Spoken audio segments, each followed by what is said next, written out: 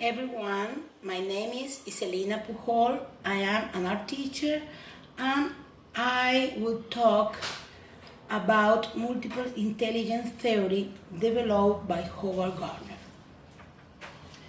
My topics will be some facts about his life, first ideas about multiple intelligence, definition and classification, and how to apply the multiple intelligence in the learning process.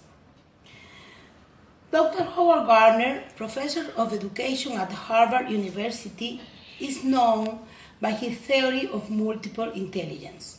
He was born in Pennsylvania, 1943. Always he was a good reader and pianist. And instead to follow what his family planned for him, he was inspired by the works of Jean Piaget and decided to study psychology. After having worked with children normal and gifted and adults with brain damage, he was fascinated by how minds develops. The use of symbols, the abilities in the arts, and also how mind processes break down under special conditions. This empirical background led Howard Gardner to propose the theory of multiple intelligence in his book Frames of Mind in 1983. Of course, the theory had a particular impact on the field of education, and now many teachers explore new strategies to apply this theory. What are the multiple intelligence? Traditionally, intelligence is measured by abilities in two specific areas: logical, mathematical, and linguistic.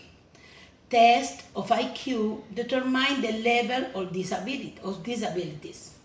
However, Howard Gardner says that focusing only on this type of intelligence is too limited to teach or evaluate the students. Then, we should also pay equal attention on individuals who show other talents, for example, artists, architects, musicians, naturalists, designers, dancers, therapists. I ask you, how many times children has been classified as learning disabled when they don't show enough linguistic or logical mathematical abilities? People don't have only intellectual capacity. Possibly they might be strong in other areas. This means that, for example, an individual might be strong in verbal, musical, and naturalistic intelligence at the same time. Okay. This is the multiple intelligence.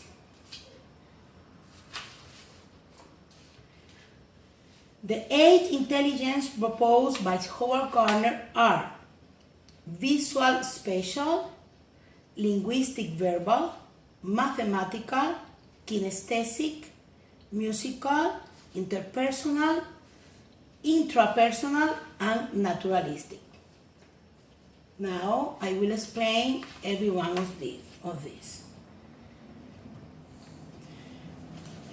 Visual spatial intelligence.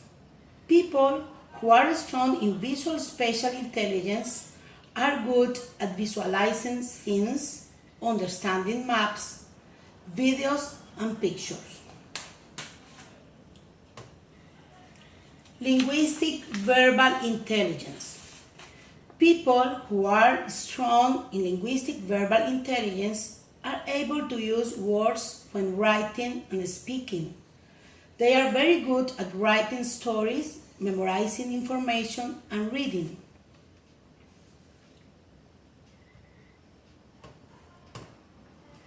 Logical mathematical intelligence. People who are strong in logical mathematical intelligence are good at reasoning, recognizing patterns, and analyzing problems. They tend to think conceptually about numbers, relationships, and patterns. Kinesthetic intelligence. These persons are good at body movement, performing actions, and physical control. People who are strong in this area tend to have excellent coordination and motor skills. Musical intelligence. People who have musical intelligence are good at singing in patterns, rhythm, and sounds. They have a deep appreciation for music and are good at musical composition and performance. Interpersonal intelligence. These persons are good at understanding and interacting with other people. They are good communicating verbally emotions, motivations, and solving conflicts in groups.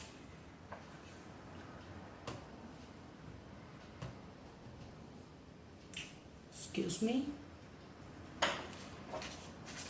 Intrapersonal intelligence. They tend to enjoy self-reflection and analysis, exploring relationships with others, and evaluating their personal strengths and weaknesses. They enjoy analyzing theories and ideas. The last one is naturalistic intelligence.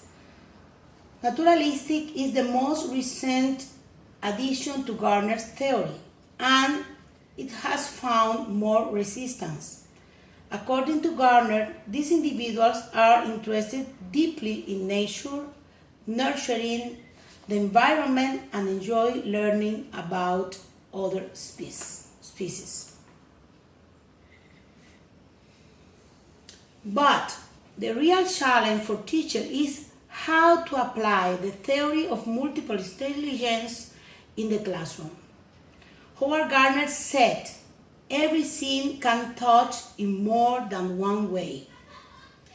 Gardner proposed that if a teacher is having problems to reach a student using traditional methods of instruction, he or she should present the material in other way to facilitate the effective learning of the lesson.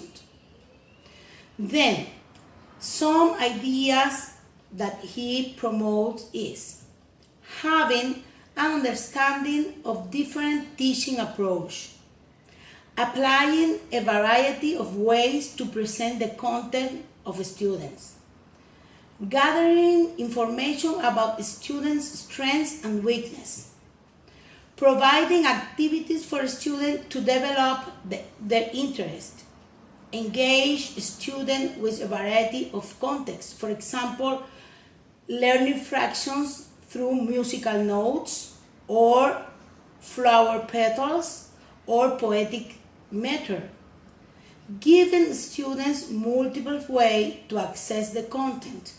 Finally, or to conclude, providing students with multiple ways to demonstrate their knowledge and skill, increase engagement and learning.